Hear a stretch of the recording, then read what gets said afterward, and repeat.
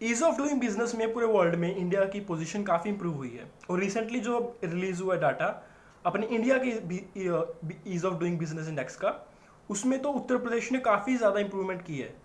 वो पहले 12वीं पोजीशन पे था, अब सेकंड पोजीशन पे आ गया है। बट अगर देखें तो उत्तर प्रदेश की जो रिफॉर्म है वो काफ़ी कंट्रोवर्शियल भी रहे हैं। जैसे अभी कोविड-19 में वो लेके आए थे लेबर रिफॉर्म्स, जिसमें उन्होंने लगभग सारे लेबर लेजिस्लेशंस को ख़त्म करने का ऑर्डिनेंस पास कर दिया था।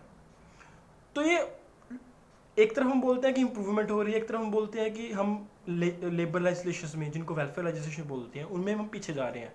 तो ये क्या कनेंड्रम है, ये कैसे होता है, काम करता है? अगर इसको देखना तो पहले हम देखें ओपन इकोनॉमी और क्लोज्ड इकोनॉमी। इंडिया 1991 से पहले क्लोज्ड इकोनॉमी थी, मतलब इंडिया में जो प्रोड्यूस होगा वही बिकेगा। बाहर से हम कुछ नहीं लेके आते थे, ज़्यादातर गुड्स बाहर से नहीं आती थी, बहुत कम इंपोर्ट होता था, हम अपना ही खुद प्रोड्यूस करते थे। तो इससे प्रॉब्लम क्या है कि हम सिर्फ अपनी इंडिजीनियस, जो कि अपनी आउटडेटेड टेक्नोलॉजी है, उसी को यूज़ कर रहे थे। हम बाहर के अच्छे वाले, नए वाले, बढ़िया वाले प्रोडक्ट्स नहीं यूज़ कर रहे थे, हम एडवांस टेक्नोलॉजी पर रिलाई नहीं कर रहे थे। हम अभी भी लेबर इंटेंसिव टेक्नोलॉजीज़ और जो पुरानी टेक्निक्स थी उन्हीं को यूज़ कर रहे थे, पुराने प्रोडक्ट्स को यूज़ कर रहे थे। तो इससे इंडिया बाकी देशों से काफ़ी पिछड़ जाता। तो इसीलिए इंडिया में 1991 में ओपन कर दी इकोनॉमी। ओपन करने से एक्सपेक्टेड था कि हर कुछ इंप्रूव हो जाएगा, बट तब भी वेज, जो लेबरर्स थे, उनकी वेजेस ज़्यादा इंप्रूव नहीं हुई। उनकी वेजेस की जो मिनिमम वेज थी वो कम रखी गई। वेलफेयर लेजिस्लेशंस थे, बट उनकी वजह से बोला जाता है कि इंडिया में इंप्रूवमेंट नहीं हुई। अब ये कैसे हो सकता है? ये इसलिए होता है क्योंकि एक, इसको बोलते हैं, इस कंसेप्ट को मिडिल इनकम कंट्री ट्रैप। इसमें क्या होता है कि अब कोई बाहर से आके इंडिया में इन्वेस्ट क्यों करेगा? वो इसलिए करेगा क्योंकि इंडिया में अगर चीप लेबर होगी, जैसे अभी चाइना में हर कोई इन्वेस्ट करता है क्योंकि चाइना में चीप लेबर है, तो वहाँ पे प्रोड्यूस करके चाइना में सामान वो बाकी कंट्रीज में महंगे रेट पर बेच सकते हैं और कमाई कर सकते हैं। तो वो इंडिया में क्यों आएंगे अगर इंडिया में उनको लेबरर्स को ज़्यादा पैसे देने पड़ेंगे? तो इसलिए बोला जाता था कि इंडिया में अभी तक जो वेलफेयर लेजिस्लेशंस थे, लेबर लेजिस्लेशंस थे, वो बहुत ज़्यादा स्ट्रिक्ट थे। उनको ईज करने के लिए अभी रिसेंटली क्या किया जा रहा है, उनको रिमूव किया जा रहा है, धीरे धीरे से उनको शॉर्ट आउट किया जा रहा है, ताकि बाहर से ज़्यादा से ज़्यादा लोग आएँ, अब आए, इन्वेस्ट करें और कमाएं। बट इसका एक सेकंड एस्पेक्ट है कि वो आए और यहाँ की लेबर को एक्सप्लॉइट करें। वो एक्सप्लॉइट क्यों करते हैं? वो इसलिए करते हैं कि अगर लेबर की जो इनकम है, बेसिक इनकम, उसको बढ़ा दिया, लेबरर्स को ज़्यादा पैसे दे दिए, तो लेबरर्स, तो प्रोडक्ट्स की जो प्राइस है वो भी बढ़ जाएगी, प्रोडक्ट्स महंगा बिकेगा। प्रोडक्ट महंगा बिकेगा तो उनको बाहर जाके बेचने में फ़ायदा नहीं होगा, तो वो प्रोडक्ट किसको बेचेंगे? अगर वो इंडिया में बेचेंगे प्रोडक्ट, तो इंडिया में प्रोडक्ट भी महंगा हो गया, तो वो महंगा प्रोडक्ट लेबर तो खरीदेंगे ही नहीं, क्योंकि उनकी इनकम बढ़ी है, बट इतनी भी नहीं बढ़ी कि वो इतने महंगे महंगे प्रोडक्ट्स खरीद सकें।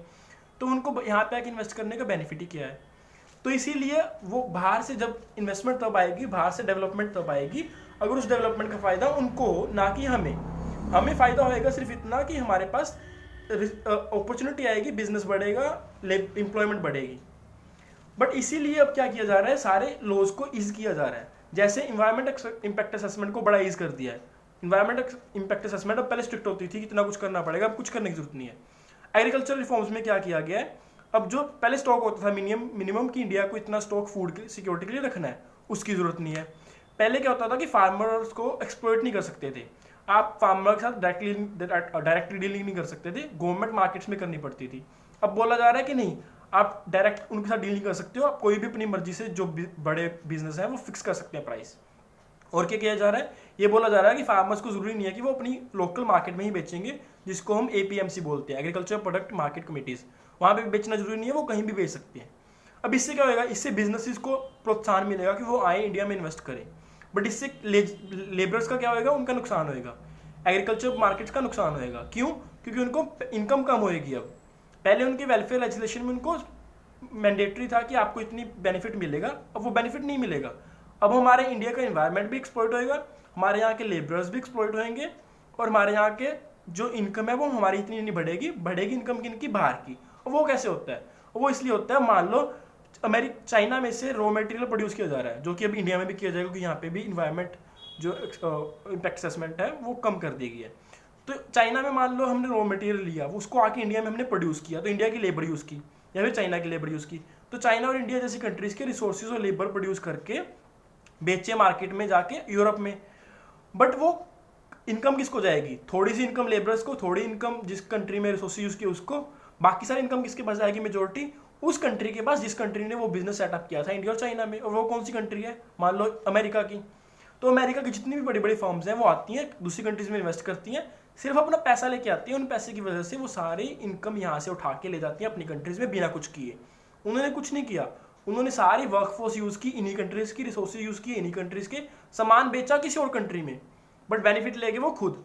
तो इसी बेनिफिट को प्रमोट करने के लिए कि वो ऐसा ऐसा दोबारा करते रहें, इसीलिए गवर्नमेंट क्या कर रही है, सारे वेलफेयर लेजिस्लेशंस को रिड्यूस कर रही है।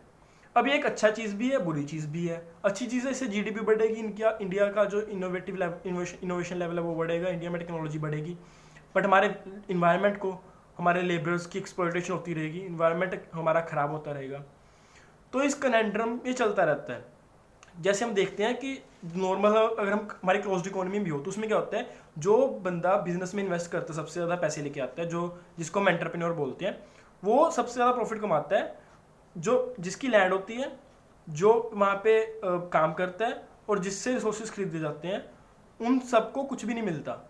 जो वहाँ पे काम करते हैं उनको कुछ नहीं मिलता। मिलता किसको सबसे ज़्यादा पैसा, सबसे ज़्यादा इनकम कौन जनरेट करते हैं, एंटरप्रेन्योर, जो वहाँ पे आके बिजनेस सेटअप कर रहा है, सिर्फ अपना पैसा लेके आ रहा है। तो यही कंसेप्ट हम ग्लोबली भी सोच सकते हैं कि बड़ी बड़ी जो कंट्रीज़ हैं वो आती हैं पुअर कंट्रीज़ में, डेवलपिंग कंट्रीज़ में इन्वेस्ट करती हैं, वहाँ के रिसोर्सेज को एक्सप्लॉइट करती हैं और खुद ले जाती हैं। तो क्यों ऐसा क्यों होता है, क्योंकि हर रिसोर्सेज लिमिटेड है, हर कोई अच्छी लैविश लाइफ नहीं जी सकता। अब इंडिया अगर लैविश लाइफ जीने लग गया तो अमेरिका वालों को नहीं जीनी पड़ेगी, तो किसी ना किसी एक कंट्री को पुअर रहना पड़ेगा, किसी ना किसी कंट्री को डेवलप्ड रहना पड़ेगा। तो हम कभी भी डेवलप्ड कंट्रीज के लेवल पे नहीं पहुंच सकते, हम उनसे हमेशा पीछे ही रहेंगे अगर हम इसी सिनारियो पे चलते रहे। तो ज़रूरत क्या है, ज़रूरत यह है कि इंडिया में ही एंटरप्रेन्योर्स पैदा हो, इंडिया में ही सारे बिजनेसेस सेटअप, और इंडिया वाले बाहर जाके बिजनेस सेटअप करें, फिर जाके हमें हमारी कंट्री को फ़ायदा होने वाला है। सिर्फ हमारी कंट्री को अलाउ कर देना कि कोई भी आके एक्सप्लॉइट कर लो, ये एक सिर्फ शॉर्ट टर्म सोल्यूशन हो सकता है, ये लॉन्ग टर्म सोल्यूशन नहीं है। इस सोल्यूशन से सिर्फ हम जो मिडिल इनकम कंट्रीज का जो ट्रैप होता है उसी में फंसे रहेंगे और मिडिल इनकम कंट्री ही बने रहेंगे। हम कभी भी एडवांस्ड इकोनॉमी या फिर एडवांस लेवल पे नहीं पहुंच सकते। तो चाहे वेलफेयर लेजिस्लेशंस को रिमूव करना एक तरीके से लगे कि देश के हित में है, बट ये फिर भी क्वेश्चन उठता है कि क्या इंडिया सिर्फ एक, हमें इंडिया को सिर्फ एक वर्ल्ड पावर बनाना है, क्या हमें इंडिया के लोगों के वेलफेयर के लिए कुछ भी नहीं करना। तो इस टाइप के इकोनॉमिकल प्रॉब्लम्स के दोनों पहलू होते हैं, एक तरफ से ये हमें बेनिफिट भी करेगा, दूसरी तरफ से ये हमें नुकसान भी पहुंचाएगा। सो ये डिसीजन सिर्फ गवर्नमेंट का होता है कि उसको क्या करना है क्या नहीं करना। जो बाकी बातें रही इन तीनों लेजिस्लेशन की, labour legislation, agriculture ordinances, labour ordinances, और जो इन्वायरमेंट के इम्पैक्ट असेसमेंट के रूल्स आए हैं, इन तीनों के रिगार्डिंग जो बाकी के क्रिटिसिज्म है वो अलग से हैं। ये क्रिटिसिज्म था सिर्फ इकोनॉमिकल एस्पेक्ट्स के according. That's it, thank you and signing off.